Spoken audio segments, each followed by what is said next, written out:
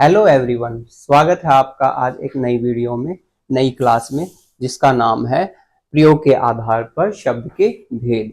आज ये क्लास मैं आपके लिए खास तरीके से डिजाइन करके लाया हूँ। ये क्लास बहुत ज़्यादा इम्पोर्टेंट होने वाली है, क्योंकि प्रयोग के आधार पर आपसे पूछे नहीं जाते कि प्रयोग के आधार पर शब्दों के कितने भेद होते हैं, लेकिन इनमें आने वाले शब्द बहुत ज्यादा इंपॉर्टेंट है। जैसे विकारी शब्दों में संज्ञा, सर्वनाम, विशेषण आते हैं, और अविकारी शब्दों में कौन से आ जाते हैं? क्रिया विशेषण, समुच्चय बोधक, विस्मयादि बोधक, है ना, संबंध बोधक, ये सभी आ जाते हैं।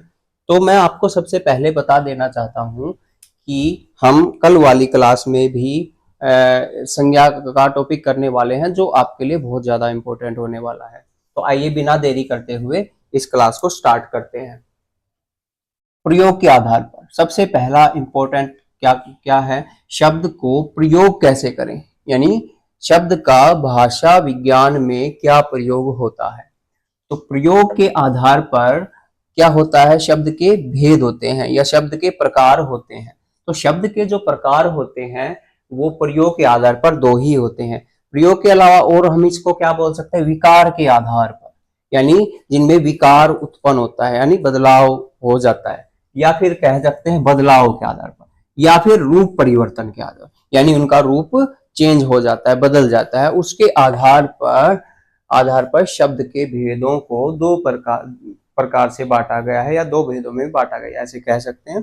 तो पहला जो सबसे इंपॉर्टेंट है वो है विकारी शब्द। दूसरा क्या है? अविकारी शब्द। विकारी शब्द जैसे नाम से स्पष्ट हो रहा है, जिसमें विकार उत्पन्न हो, है ना, जिसमें क्या हो? विकार, यानी कि बदलाव या उनका रूप परिवर्तन हो, उन्हें हम क्या बोलेंगे? विकारी शब्द। तो इसकी परिभाषा क्या होती है? वे शब्द जिन्हें लिंग, वचन, काल व कारक, मैं मार्कर चेंज कर लेता हूं, वे शब्द जिन्हें लिंग, वचन, काल व कारक, इन सभी को शायद आप जानते हो, आप छोटी क्लास से पढ़ते आए हो, थर्ड फोर्थ क्लास से लेकर के अब आज भी पढ़ रहे हो। तो लिंग, वचन, काल व कारक, इसके आधार पर बदला जा सकता है। लिंग क्या होते हैं? लिंग दो ही होते हैं हिंदी में। कौन कौन से होते हैं? पुल्लिंग और स्त्रीलिंग। दूसरा वचन, वचन भी दो ही होते हैं हिंदी में। कौन कौन से होते हैं हिंदी में? एक वचन और बहुवचन। कारक कितने होते? काल कितने होते? सॉरी, काल तीन होते हैं। कौन कौन से? भूत, भविष्य और वर्तमान काल। ठीक है। और कारक, कारक आपको पता है, कर्ता, कर्म, करण, संप्रदान, अपादान, है ना, संबोधन, ये सभी आपने पढ़ रखे हैं। तो आई थिंक मुझे इनके बारे में बताने की जरूरत नहीं है। तो ये क्या कह रहा है? ये कह रहा है वे शब्द जिन्हें लिंग, वचन, काल व कारक के आधार पर बदला जा सके, यानी कि जिन्हें हम लिंग के आधार पर बदल सके। जैसे मैंने लिखा लड़का, है ना, मैंने लिखा लड़का, तो क्या हम लिंग के आधार पर इस शब्द को बदल सकते हैं? बिल्कुल बदल सकते हैं। लिंग के आधार पर लड़की कर सकते हैं या नहीं? आप बताओ खुद। लड़की कर सकते हैं।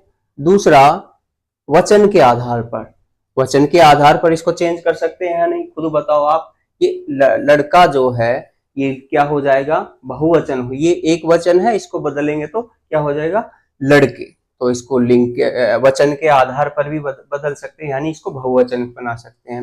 अब काल के आधार पर इसे बदल सकते हैं या नहीं, ये आप बताओ। अब देखो, मैंने कोई शब्द लिया, जैसे कि कोई एक शब्द लेते हैं जो काल के आधार पर बदल सकता है, जैसे लड़का, जाता, लड़का स्कूल जाता है। तो देखो, काल के आधार पर क्या बदल जाएगा? ये इसका क्या है? ये इसका कर्ता है। और कर्ता के आधार पर क्या होता है? ये चेंज हो जाता है। जैसे मैं यहां इसका पुल्लिंग बदल दूं, इसकी जगह मैं कर दूं लड़की। लड़की स्कूल जाता है, क्या हो सकता है? नहीं हो सकता। तो इसका रूप बदल सकता है किसके आधार पर? काल के आधार पर। तो हम इसको क्या करेंगे?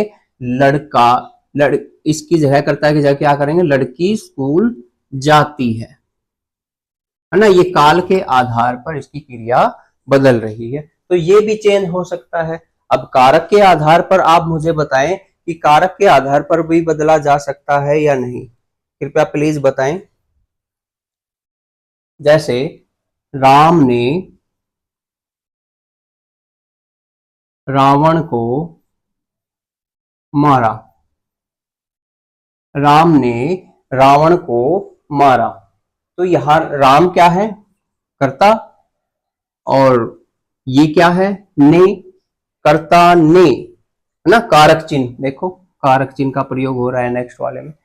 और ये क्या है, रावण, रावण है एक कर्म, को मारा, और मारा क्या है, एक क्रिया है, तो इसमें ये कर्ता हुआ, ये कर्म हुआ, तो इसके अकॉर्डिंग भी राम को हम बदल सकते हैं या नहीं, मुझे ये बताओ। अब राम को कैसे बदलेंगे बताओ आप। राम की जगह देखो, इसको वाक्य को मैं इस तरीके से लिख दूं, उल्टा लिख दें इसको, जैसे रावण ने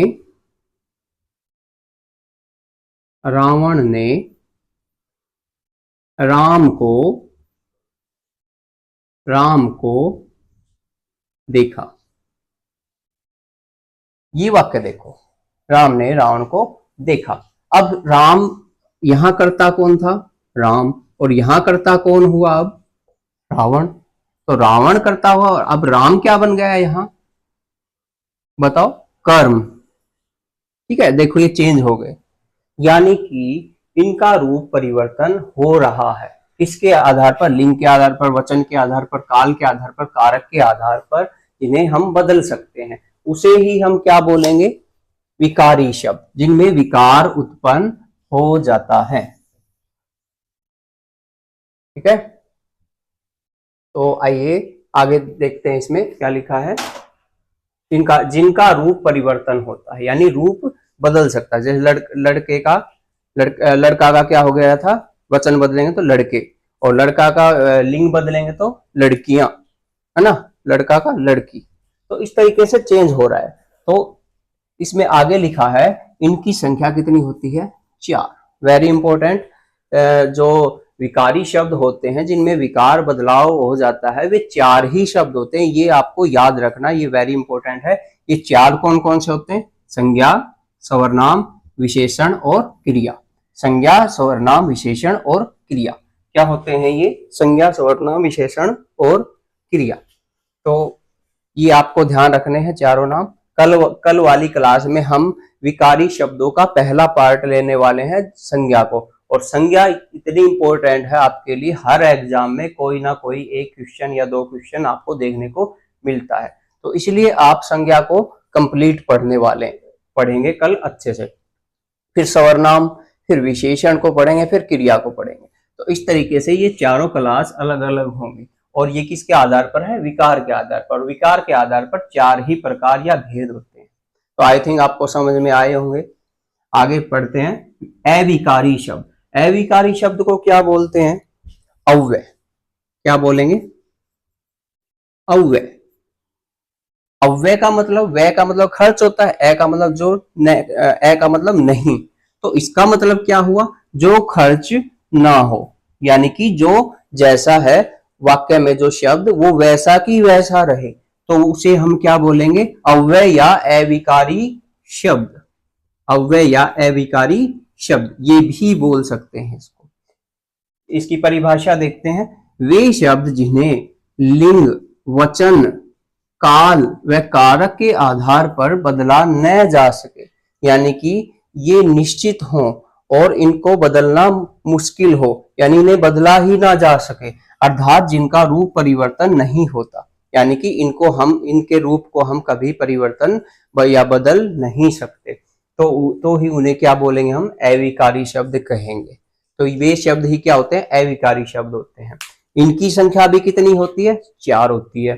कौन कौन सी होती है, इनकी संख्या कितनी होती है, 4। तो ये भी आपको इंपॉर्टेंट याद रखना कि विकारी शब्द भी कितने होते हैं, 4 होते हैं, संज्ञा, सर्वनाम, विशेषण और क्रिया। और अविकारी शब्द भी कितने होते हैं, 4 ही होते हैं। अविकारी शब्द कौन से 4 होते हैं? कौन से? क्रिया विशेषण, पहला कौन सा है? क्रिया विशेषण। दूसरा कौन सा है? संबंध बोधक अव्यय।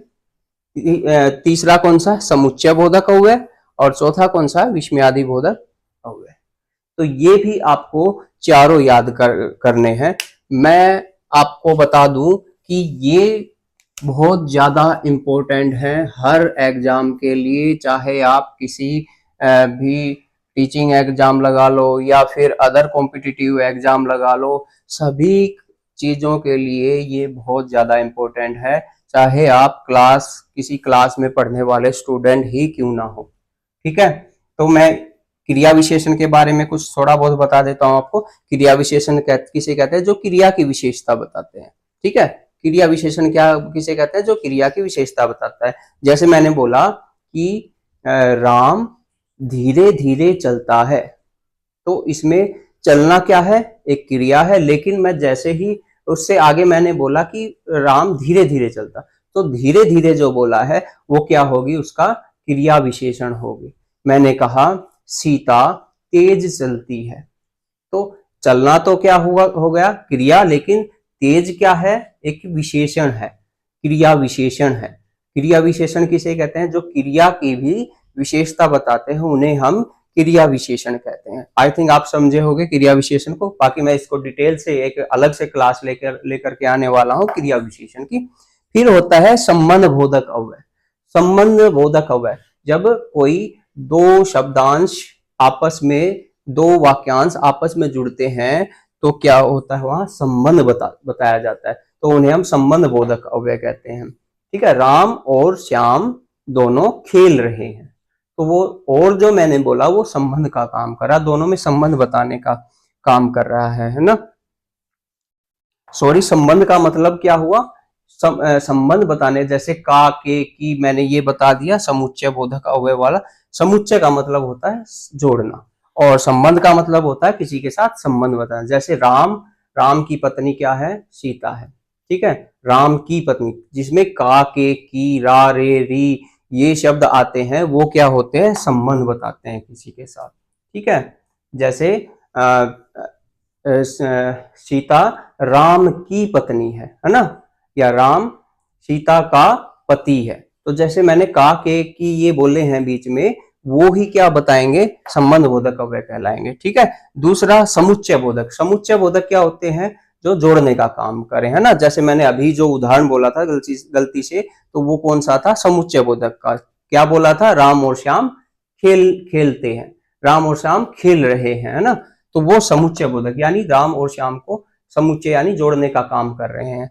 तीसरा लास्ट, और ये कौन सा है? फोर्थ वाला, विस्मयादि बोधक। विस्मय का तो सबको पता होता है, जब हम किसी भी वाक्य को क्या करते हैं? विस्मय या हर्ष या किसी चीज के साथ हम उस चीज को बोलते हैं, जैसे अरे, बाप रे। ठीक है, विस्मयादि बोधक का चिन्ह भी यही होता है, आपको भी पता है। तो वो क्या होता है? विस्मयादि बोधक चिन्ह होते हैं।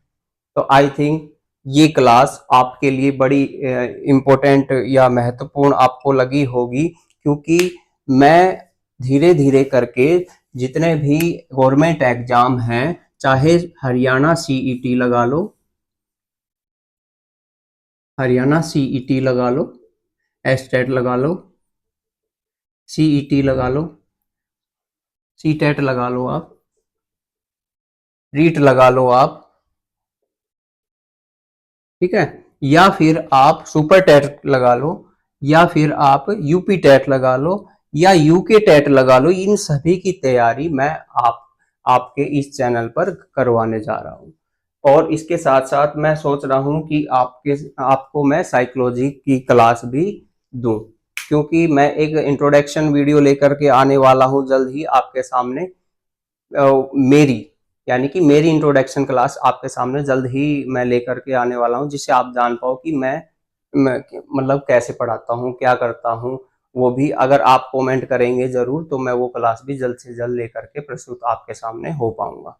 तो आई थिंक इस क्लास को ज़्यादा बड़ी ना करते हुए इस क्लास से मैं विराम लेता हूँ। लेकिन इस विराम से पहले आप इस चैनल पर आए हो, नए हो, तो लाइक, शेयर, सब्सक्राइब और कमेंट जरूर करना, अगर कमेंट करोगे तो मुझे अपने आप में क्या होगा, बदलाव करने की जरूरत होगी, है ना।